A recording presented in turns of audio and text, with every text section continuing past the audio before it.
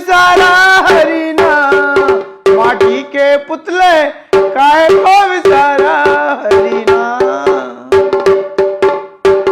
काहे को विसारा हरीना, माटी के पुतले काहे को विसारा हरीना।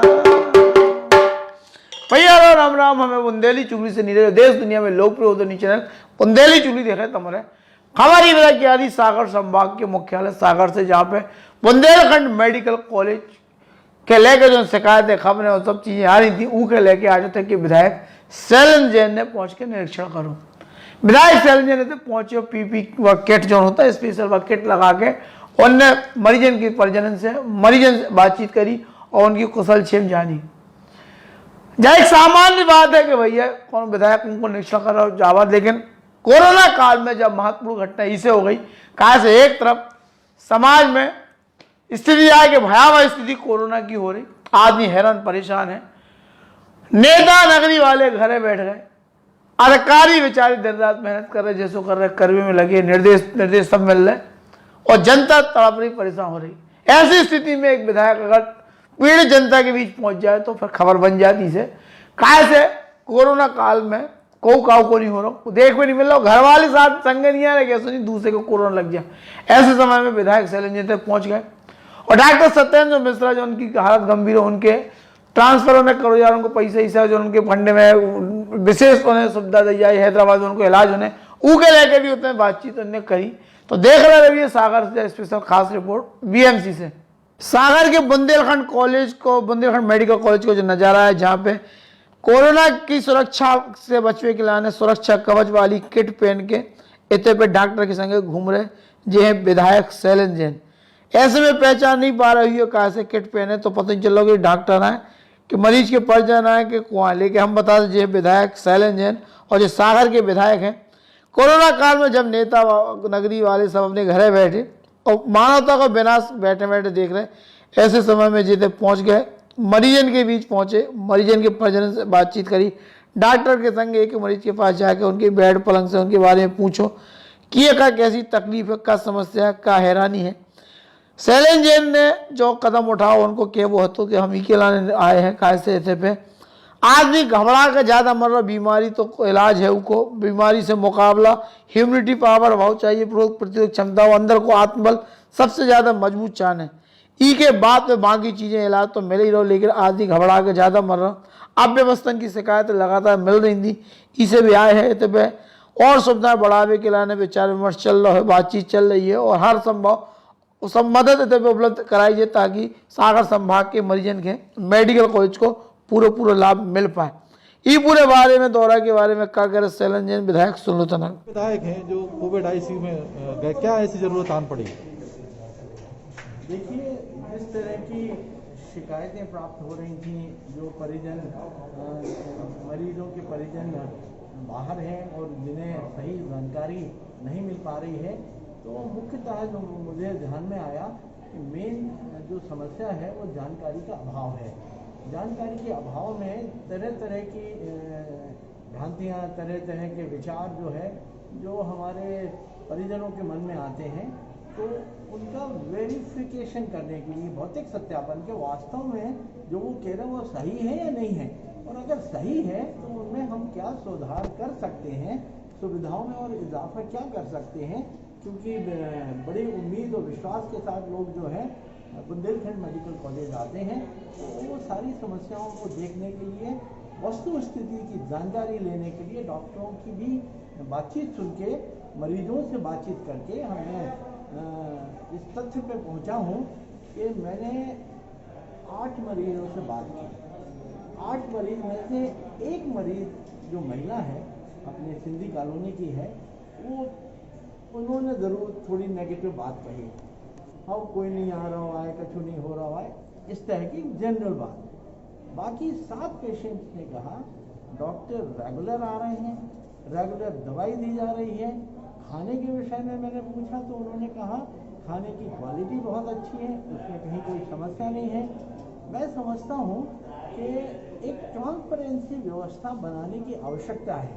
उसके लिए आज मैं माननीय कमिश्नर महोदय, डीन महोदय के साथ बैठने वाला हूँ ये व्यवस्था हम करने वाले हैं कि जो मरीज की इच्छा हो तो दिन में 2 बार कम से कम वीडियो कॉल से वो अपने परिजनों से बात करें।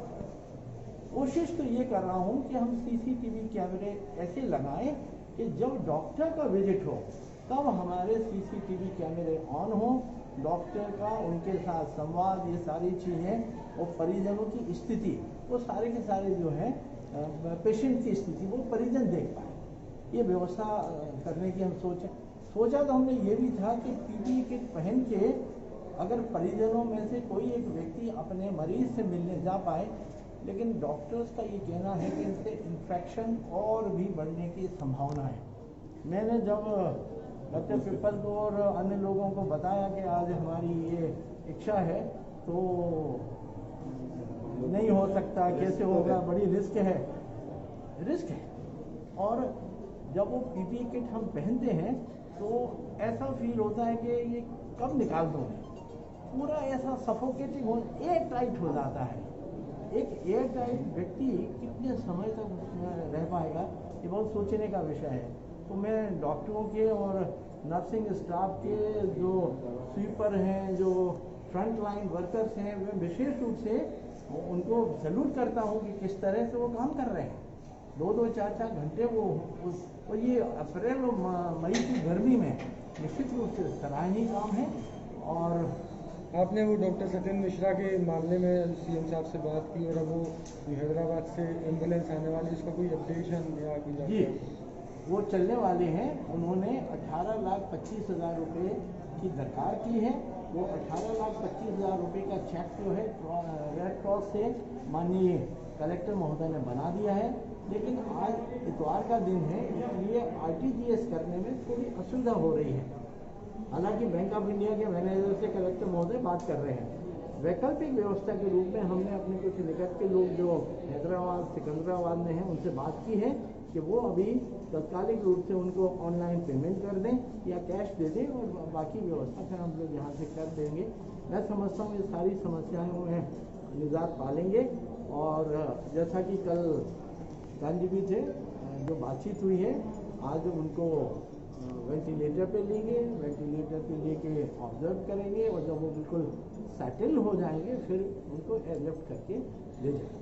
क्या आगे भी यदि कोई डॉक्टर संक्रमित होगा तो उसके लिए भी इतनी मेहनत? निश्चित रूप से भाई, डॉक्टर मिश्रा जी के साथ कोई मेरी एक बहुत इंटीमेसी वैसी नहीं थी कि बहुत पुराना परिचय हो।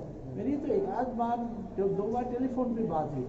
एक डॉक्टर एक व्यक्ति नहीं है, एक व्यवस्था है, और उस व्यवस्था को ठीक करने के लिए जो व्यक्ति अपना पूरा जीवन लोगों के जीवन को उनको जीवन देने के लिए लगा रहा है, अगर उसके जीवन को बचाने के लिए हम लोग ये प्रयास कर रहे हैं तो ये करने हमारा कर्तव्य है। इसमें कोई बहुत बड़ा नथिंग ग्रेट। अभी एक बहुत बड़ी समस्या आ रही है कि जैसे बीएमसी ने 500 बेड किए, उसके बाद जो प्राइवेट अस्पताल थे उन्होंने भी अपना दूसरा इलाज बंद करके कोविड का इलाज शुरू कर दिया, लेकिन इसके बाद भी हर दिन करीब 50 से 100 मरीज जो है वो परेशान हो रहे हैं।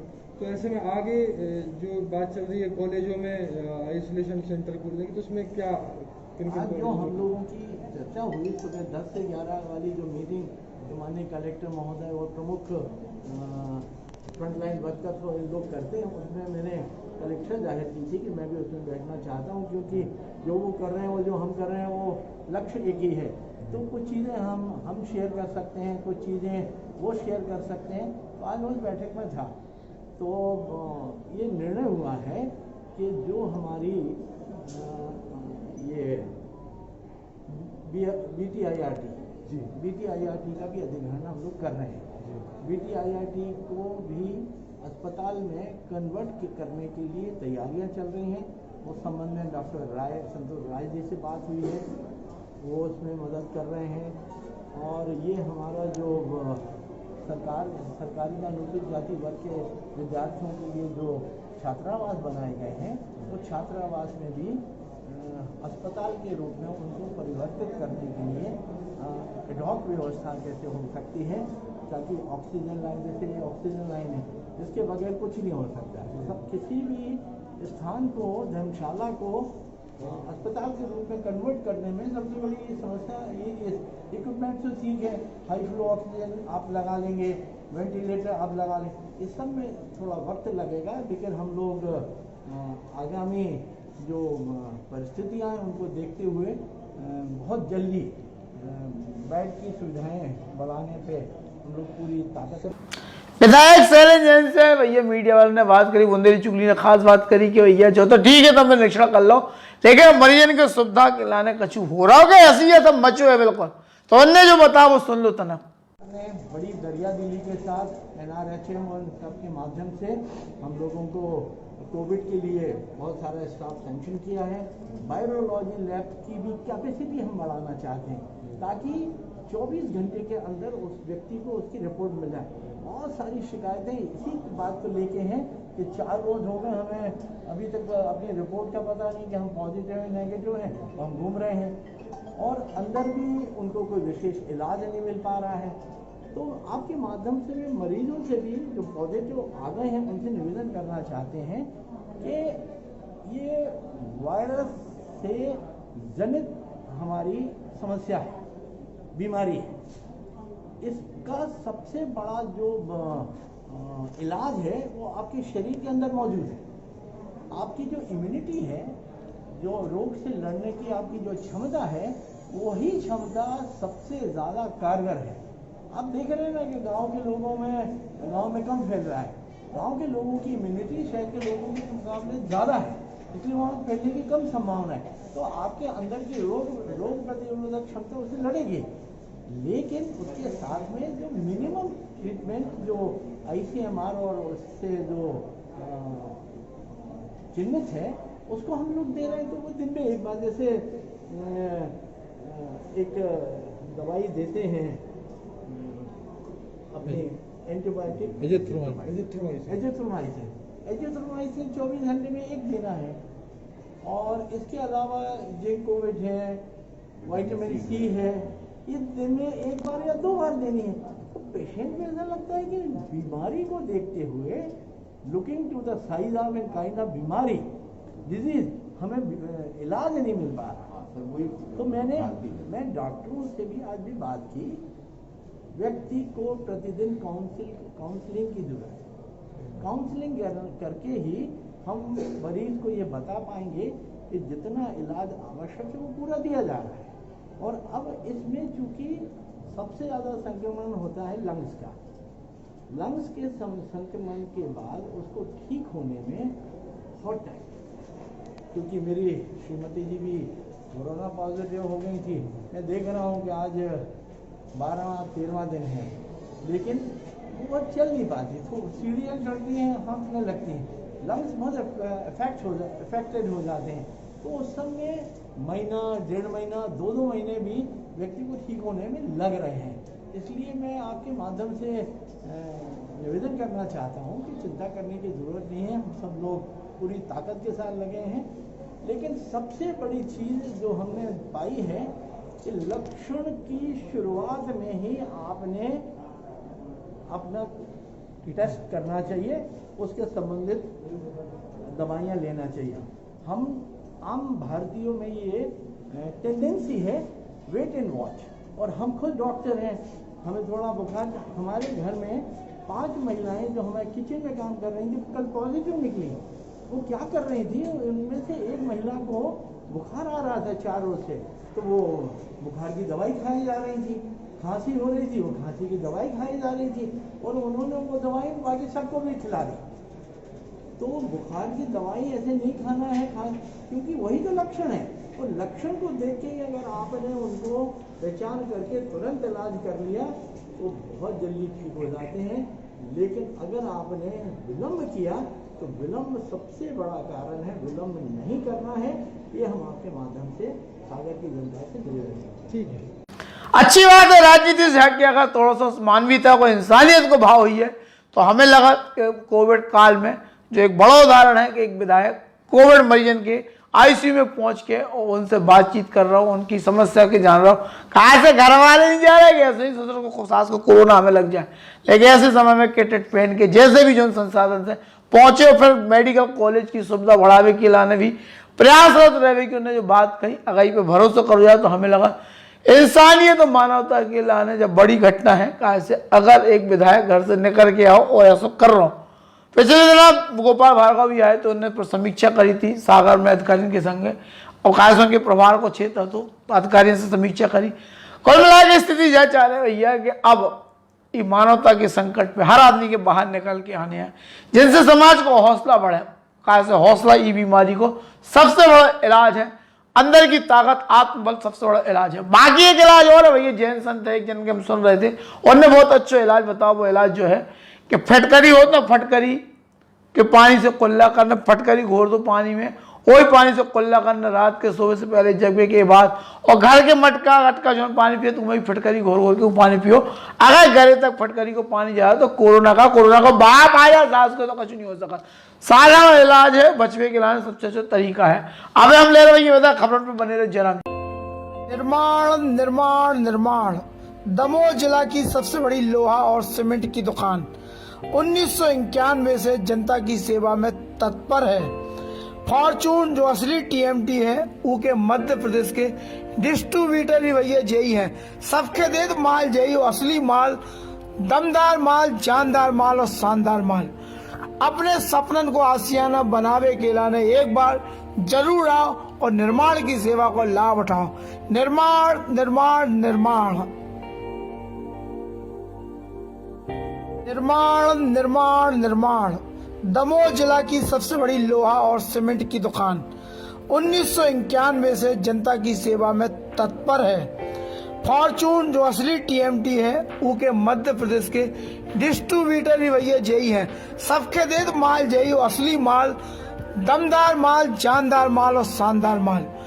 अपने सपनन को आसियाना बनावे के लाने एक बार जरूर आओ और निर्माण की सेवा को लाभ उठाओ। निर्माण निर्माण निर्माण